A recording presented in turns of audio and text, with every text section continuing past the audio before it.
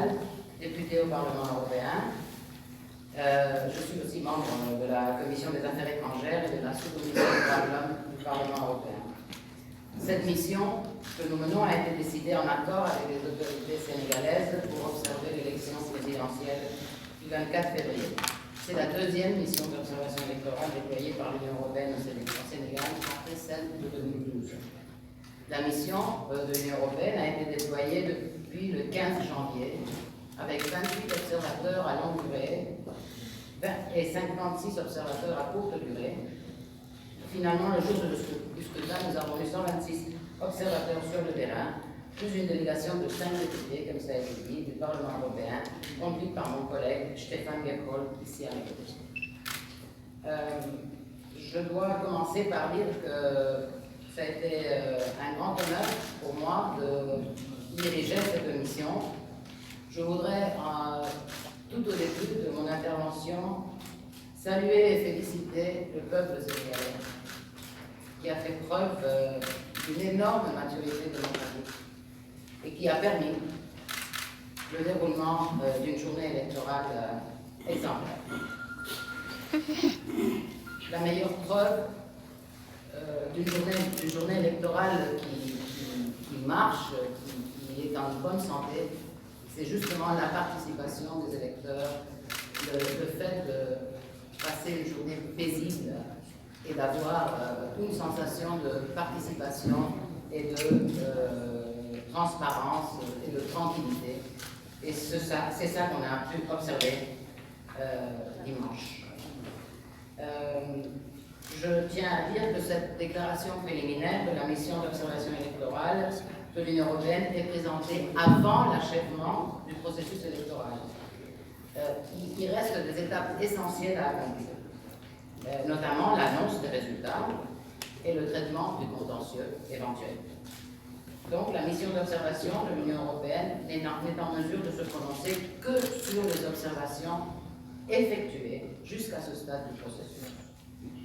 Plus tard, la mission publiera un rapport final comprenant une analyse complète du processus et des recommandations pour des élections futures. La mission d'observation de l'Union européenne pourra également faire des déclarations ultérieures sur l'avancement du processus qui est maintenant en cours. Le 24 février, les électeurs sénégalais étaient appelés à voter pour l'élection du président de la République. Le scrutin était calme et transparent et a été caractérisé par une forte mobilisation des électeurs.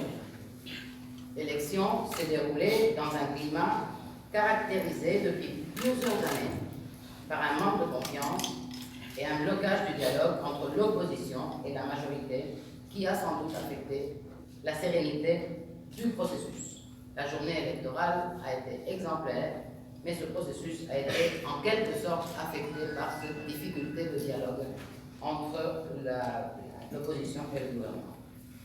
Le vote a été évalué très positivement par nos observateurs.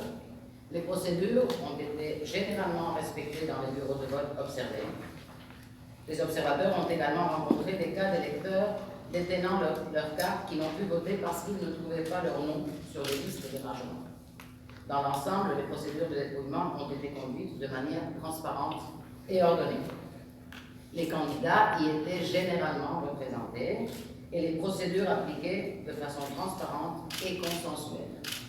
Le soir de l'élection, 2 candidats, Idrissa Seck et Ousmane Sonko, puis le Premier ministre, ont fait des déclarations contradictoires concernant les résultats et l'hypothèse d'un second tour, de nature à générer des tensions, alors même que les travaux des commissions en charge d'établir les résultats sont encore en cours. Dans l'histoire de stabilité politique et d'alternance démocratique au Sénégal, cette élection est inédite à plus d'un titre.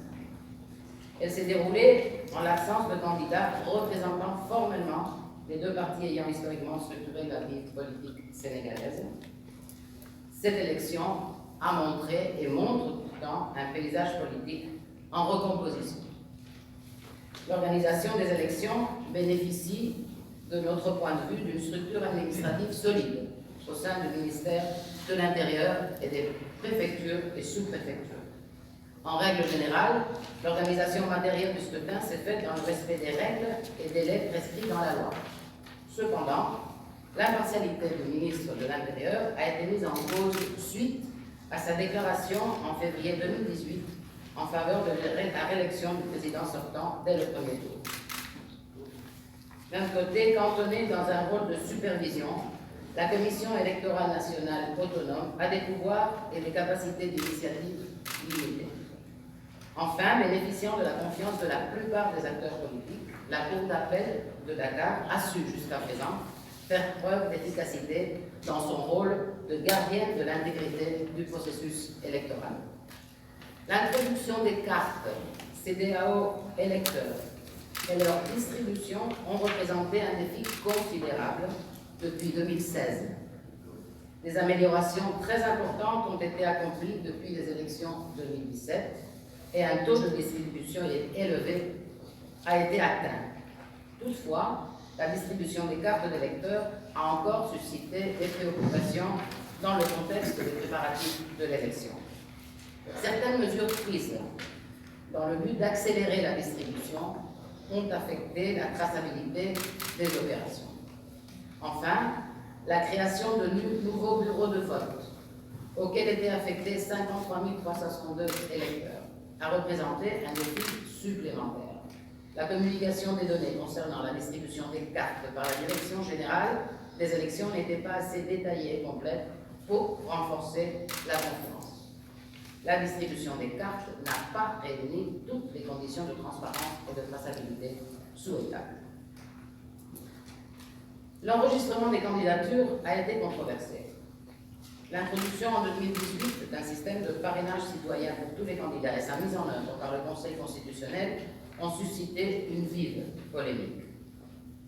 Du reste, comme ça a été dit, 2 candidats, Karim Ouad et Khalifa Sall, ont été éliminés en raison de leur condamnation à des peines d'emprisonnement. Leur mise à l'écart a créé quand même des tensions. La campagne électorale était active et libre. Les activités menées par les différents candidats n'ont pas été de la même intensité. Notamment, la campagne de la coalition du président sortant s'est distinguée de celle des autres candidats par l'envergure de sa machine de campagne et par l'importance de ses moyens. Dans l'ensemble, la campagne a été assez paisible, à l'exception de quelques incidents, dont une confrontation le 11 février dans la région de Tambacounda entre militants du Parti de l'Unité et du Rassemblement et la coalition PBI, qui ont fait 2 victimes. Les autorités ont pris des mesures pour renforcer la sécurité des candidats et finalement la campagne s'est déroulée dans une ambiance de tranquillité.